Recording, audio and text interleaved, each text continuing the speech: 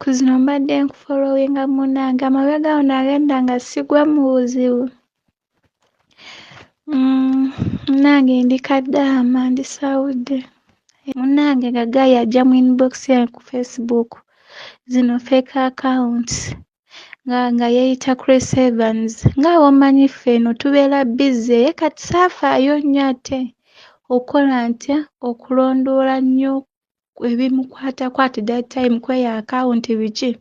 kati Gayi nanfunza nnyo eno ku WhatsApp nga ne wemba ngenze ku Facebook ntuukira ku ggwe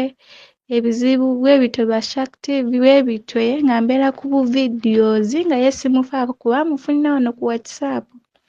Bannange Gayi oli omuntu aba yakwetegekedde ne bw'olinnya ennyonyi bannange neewuunya paka kati nkyewuunya naye nakiyitamu nahiringa nakola loosi ya mwezi mulamba nakwata ssente zange ez'omwezi omulamba ne mpeereza Gayi lwe nakizuula nti si Chris Evans Kaweesi naye namala ne nkimugamba teyadduka teyakola ki kuba yali era akyayagala ssente endala ne mugamba munnange osaaga ne mubuulira amazima ne mugamba gundi kati ate obuzibu bwe bwava twali twogera ku audio nga bwe twogera nga bwe ndi mu kwogera naawe wano naye ate naye tukwatagana nnyo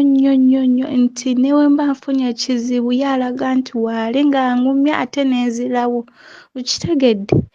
naye bw'oba tonaaba kiyita munnange kizibu kutegeera naye bw'atyo bwe yanfunza n'anteeka mu layini gye yali ayagala nagezaako okuresistinga ng'ayomba n'okuyomba namubuulira ne pulaani zange nga bwe njagala ogenda mu nsi endala n'ayomba n'agamba oli mwana muwala lwaki todda Uganda bw'oba omazeeko ki eyo kyo ne tutuula n'ofuna ne nkuwasa ne ngenda ewammwe ne nkyala biki naye eno bw'ansaba ssente ne ŋŋamba awo we natandika okwekenga ne ŋŋamba naye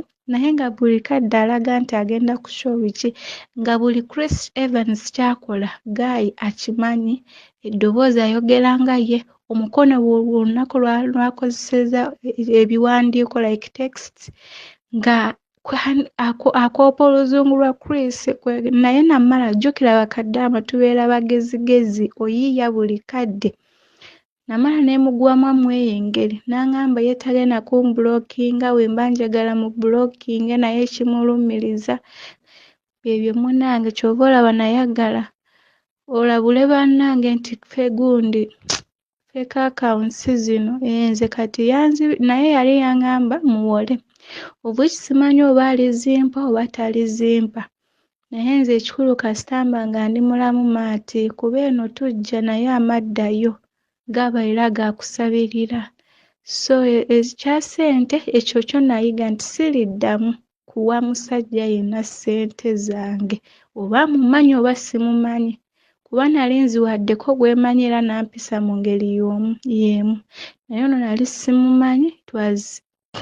ate nankola bw'ati tomanya kati simanyi sayino ki Katonda gy'abadde agezaako okundaga naye kati nayize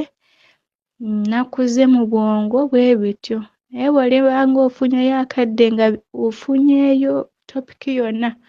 onyambanga n'obayisizaayo munnange ne bategeera kuba bwe kiba nga tekikutuuseeko oyinza okuvuma munno obusiru naye ate nga tali kati ate wekyemanyi waliwo ali mu kiyitamu olusinga era tamanyi byebyo munnange otherwise bambi mwebale tuweereza byebyo mwebale okutuleetera ezo programs kuwogera n'owuliriza munno by'ayogera ng'oluusi naawe obiyitamu oba wabiyitamu n'ogamba ate ono asaaga kati waliwo omuwala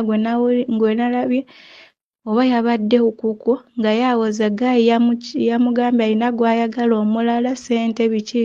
ow'obukadde 7 ekalina kati ate nze ne ŋŋamba ate oyo ali laki Gayi tannaba muggyako yadde 10 kati olwo ate nze eyawaddeyo ezange ate ng'omuntu gw'empadde si y'oyo ate simanyi oba ngenda zifuna ate nze nange mukyaye so buli omu alina ebizibu bye mu ngeri ye mwebale nnyo bambi okutuweereza.